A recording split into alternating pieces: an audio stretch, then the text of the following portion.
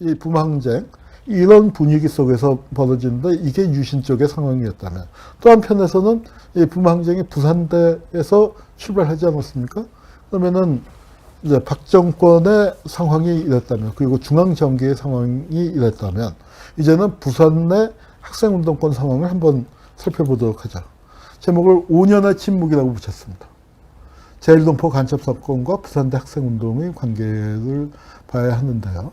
바로 어젠가 이 제일동포 간첩 사건과 관련돼서 뜻깊은 일이 있었습니다. 이 사건을 설명을 드리자면, 이 제일동포 간첩 사건으로 부산대가 크게 이제 당해서 부산대 학생운동권이 아주 초토화되어 버립니다. 그래서 5년 동안, 횟수로 5년 동안 데모가 없었다는 거예요.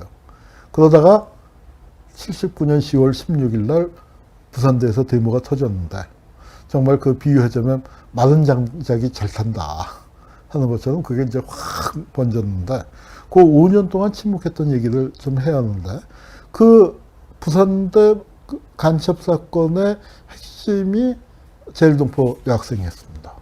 그 제일동포 여학생이 최근에 재심을 신청을 했는데, 어저께가 결심 공판이었어요.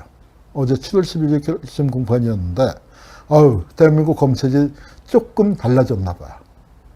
그 전에 우리 이문정 검사는 문 걸어 잠그고 무죄 구형을 했다가 징계당하고 그러는데, 어제는 검찰이 공식적으로 무죄를 구형했습니다.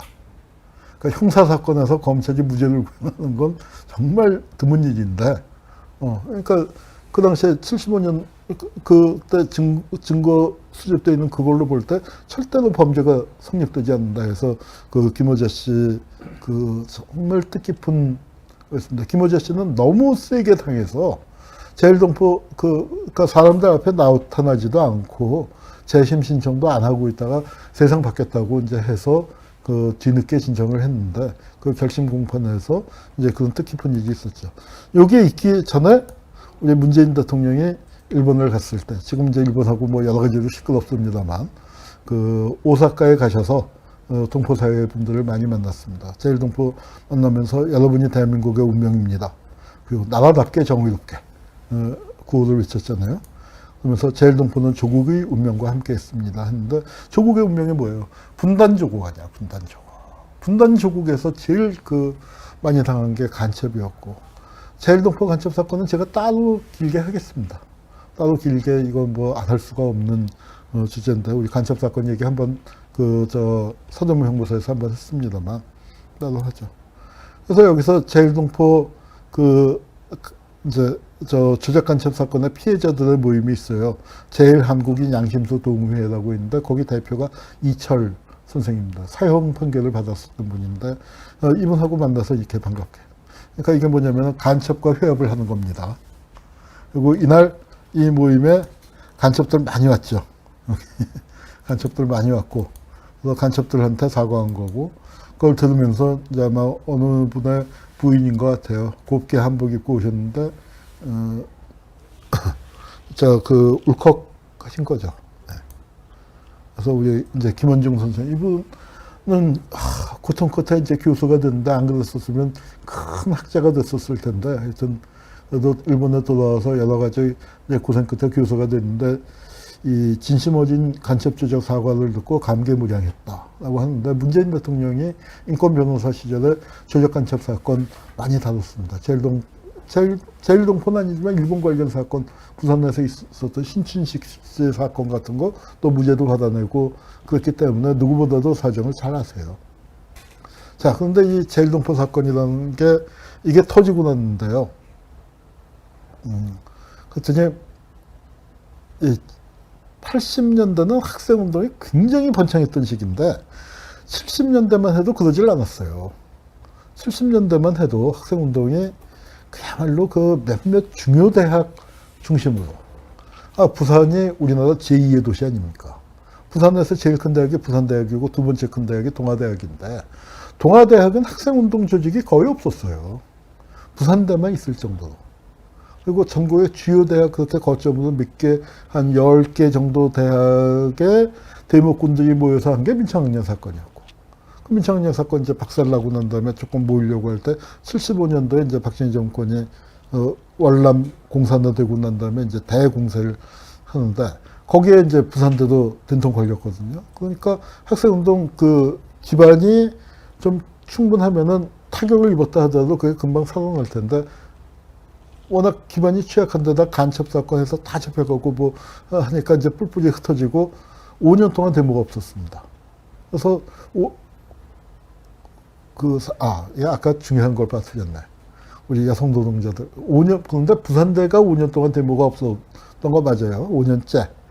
그런데 79년이라는 해는 특별한 해예요. 서울에도 데모가 없었습니다. 서울뿐만 아니라 79년 전국에 데모가 없었어요. 1학기에. 79년 1학기가 아주 특별한 게, 자, 보십시오. 78년 12월 달에 유신 반대 민심이 쫙 해서 선거에서 공화당이 졌잖아요. 신민당이 이겼잖아요. 그래서 기세가 올랐는데, 그러니까 유신 반대라는 게 일정하게 증명이 됐고, 유신을 반대하는 기운은 쫙 퍼져 있었는데, 데모가 없었습니다. 왜 데모가 없었냐. 데모할 엄두를 못 냈었던 것 같아요. 왜냐면 79년도 그 무렵에 학교에 제가 7, 8학번입니다. 78년도에 대학에 들어갔는데, 진짜로요. 학교 벤치에 언제 앉아봤냐면 80년 봄에 앉아봤습니다. 그럼 벤치가 없었을까요? 아니요, 벤치 다 있어요. 그런데 왜? 벤치는 많은데 벤치에 짭새들이 앉아 있어요. 그 옆에 벤치 비어 있어도 짭새, 정보과 형사가 앉아 있는데 딱 보면 알죠. 가죽 잠바 입고 이렇게 뭐 나이 늑수고 다 대학생인데 3, 40대 된 사람이 벤치에 앉아 있으면 교수들은 벤치에 잘 안 앉잖아요. 그 짭새인 거 뭐 너무나 뻔한데 그 옆에 학생들이 가서 뭐 앉겠습니까? 무슨 얘기를 하겠습니까? 그러니까 짭새 몇 마리 그냥 앉아 있는 거고 벤치는 많았어요. 텅 비어 있었죠. 그때 각 대학에요. 고무에 보면 한 75, 76학번, 74, 75학번 선배들 중에 별명이 학인 사람들이 꼭 있어요. 각 대학마다 학 한마디씩 다 키웠습니다. 근데 굉장히 이렇게 보면은 그 성품이 별로 고고하지도 않아. 또 학창 목이 길고 키 크고 삐쩍 마른 사람도 아닌데 별명이 학이야. 왜 학이냐. 그 당시에는 학생운동 데모를 할 때는 무조건 뭐 깽가리를 치든지 유리창을 깨든지 아니면은 뭐 그 핸드마이크 사이렌을 왱 하고 울리든지 그렇게 해서 큰 소리를 내놓고 그 다음에 뭐라고 하냐면 하고요 하는 거예요. 하고요 하면서 사람들을 모으는데 가끔씩 이 바보 같은 선배들이 바로 뒤에 짭돼 있는 걸 모르고 학하다 잡혀가는 거야. 학하다가 이게 지금은 웃고 얘기하지만 그때 학하다가 이제 짭새가 확 덮쳐서 그냥 쓰러져서 이렇게 끌려가는 걸 보면 정말로 피가 거꾸로 솟는 거고 그게 우리 유시민 선수가 얘기하는 이 경상도 모범생이 법관의 꿈을 버리고 이제 그 학생운동의 길로 접어드는 게 그런 광경 몇 번 보다가 그렇게 되는 거죠. 그래서 진짜로 79년도에 그게 없었습니다. 그런 데모가 전국에 없었는데 바로 이 YH 여성 노동자들이 들어가면서 8월 8일 날 들어갔나 8월 9일 날 들어갔나 그러고서 딱 80일 만에 박정희가 머리에 총 맞는 거거든요. 어때요? 역사의 발전이라는 게 놀랍죠. 근데 79년만 그런 거 아닙니다. 87년에는 어땠어요? 박종철 열사가 돌아가셨을 때 그 무렵에 그 직전에 건대 사태 일어나고 운동권이 완전히 괴멸 상태였죠. 쥐새끼 한마디 찾아보기 힘든 그런 상황이었다가 불과 5달 만에 우리가 100만 인파가 그 거리를 메웠고 이번에 촛불은 어땠습니까? 아까 본 2016년 4월 달에 총선하기 전까지만 해도 자유한국당이 새누리당이 개헌선을 돌파하면 어떡하나. 그거 전전긍긍하다가 우리가 6개월 만에 해놨잖아요. 그러니까 민중들이 그렇게 막 치고 올라오려면 무섭습니다. 이제 이러던 시절이에요. 그러던 시절에 부산대는 5년 동안 데모가 없었거든요. 그래서 부산대에 퍼졌었던 괴담이 있습니다. 잘라라. 뭘 자를까요? 그리고 이제 그때 부산대에서 퍼지기는 이화여대에서 소포가 왔다는 거예요. 열어보니까 가위가 있었다. 무슨 뜻입니까? 데모도 못하는 것들 잘라버려라. 또 제가 순진하게 이대 다니는 친구들, 그 운동권 과격한 친구들한테 물어봤다는 거 아닙니까? 그랬더니 펄쩍 뛰죠. 미쳤냐, 그런 걸 보내게. 나중에 부산대 사람들한테 물어보니까 히히 웃으면서 하는 얘기가, 소포가 왔겠냐. 자기들이 술 먹으면서 그런 농담을 했대요. 우리는 뭐 데모도 못하고, 이렇게 뭐, 하고, 야, 이대에서 소포 오겠다. 뭐 그러면서 술 먹으면서 이제 그렇게 자조적인 농담을 했는데, 다음날 학교에 가봤더니 진짜로 소포가 왔더라고 변해 있더래. 이렇게 뭐, 이것도 뭐 가짜뉴스라면 가짜뉴스라고 할까요? 그렇게 이제 퍼졌는데, 그런 분위기였습니다. 그리고 부산대 전설처럼 있었던 게, 부산대 상징이 독수지인데, 이 독수지는 언제 날릴 것인가? 그 다음에 자유의 종이 있는데, 이 자유의 종은 언제 울릴 것인가? 이게 이제 부산대 뭐 3대 미스터리인가? 뭐 이제 그런 얘기가 돌았었습니다. 그 간첩 사건을 조금 더 설명하자면, 바로 누가 만들었냐? 김기춘이가 만든 거예요. 김기춘의 작품입니다. 김기춘이가 만든 작품으로 이 학원 침투 간첩 사건 일망타진. 그래서 김기춘이가 얘기한 거. 제가 수사한 사건으로 과거사 진상규명이나 인권 의무사나 이런 의심 받은 것이 없습니다. 새빨간 거짓말이죠. 새빨간 거짓말. 12.12 사건 때 112 사건이라고 그래요. 이 사건이 이제 발표가 된 건데, 부산대 분들만이 아닙니다. 당시에 제일동포 유학생이 일본에서 한국에 공부하러 온 사람이 한 300명쯤 됐는데, 참 기막힌 게 30명 이상이 잡혀가서 조사받고 간첩이 됐으니까. 내가 아는 선배 한 분, 그러니까 송현옥 선생님이라고 이제 국사학과에 유학을 오셨어요. 그러니까 저한테는 대학 선배가 되죠. 저는 이제 그분이 뭐 근우회 논문도 쓰고 좋은 논문을 일본에서 쓰셨기 때문에 그 글로는 늘 봤었죠. 그리고 이제 그 후에 일본 가서 이제 만나게 돼서 송 선생님 반갑습니다 했더니 또 그 선생님도 제가 쓴 글을 봤다고 하시면서 반갑게 하고 하면서 이제 유학 왔던 얘기를 하는데 정말 뭐라고 말씀하시면 이 사건에 당신도 걸려들 뻔했다는 거예요.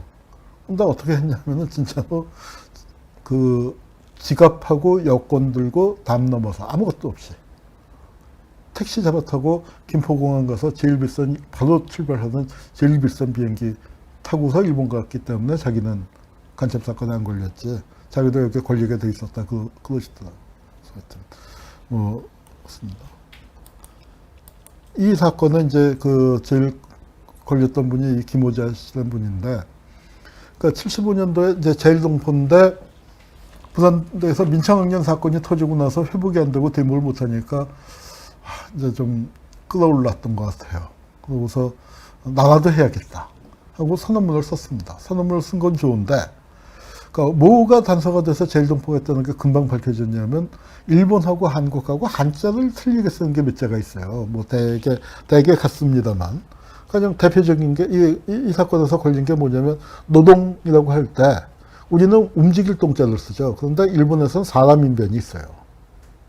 그러니까 한자가 틀린 거예요. 그러니까 선언문에 노동이라고 이렇게 딱 돼 있으니까 일본서 쓰는 한자도 있으니까 이건 제일교포구나. 부산대 제일교포 몇 명이 나와 있었겠습니까? 바로 잡혀갔죠.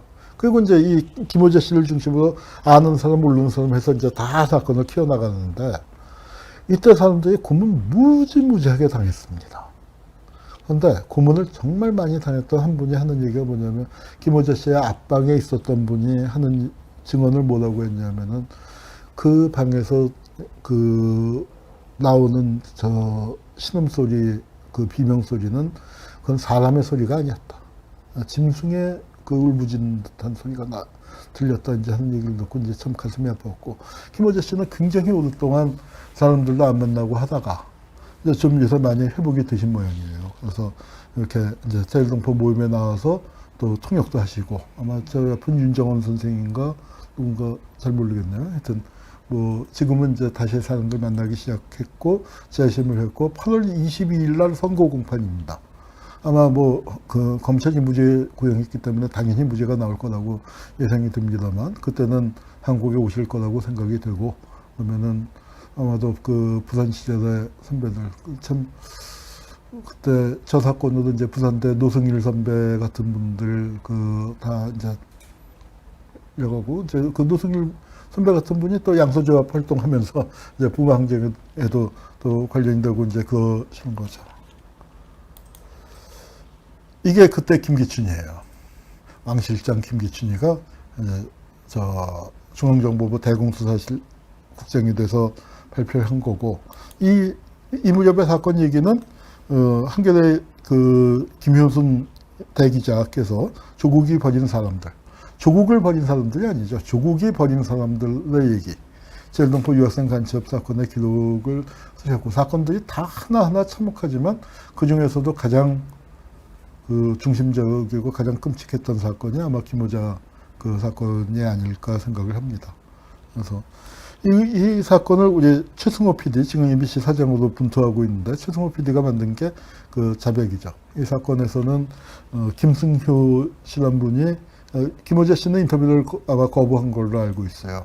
그리고 김승효 씨가 나와서 굉장히 우리 참 보고 있기 힘들 정도로 마음이 아픈데, 저거 만들 때 정말 우연히 김포공항에서 김기춘을 딱 마주쳤어요. 최승호 PD가. 그리고 마침 보통 그 장비가 무거우니까 짐으로 붙이는데 그 전에 장비를 하나를 잃어버렸대요. 그래서 장비를 야, 오늘 들고 가자 해서 들고 있다가 김기춘을 만나서 거기서 그 자리에서 이제 현장 인터뷰가 돼서 저기 아주 생생해져서 출연 김기춘이 됐잖아요. 그래서 이제 그런 게 됐습니다. 그래서 이 제일동포 간첩 사건, 아이고 이게 전사가 너무 길네.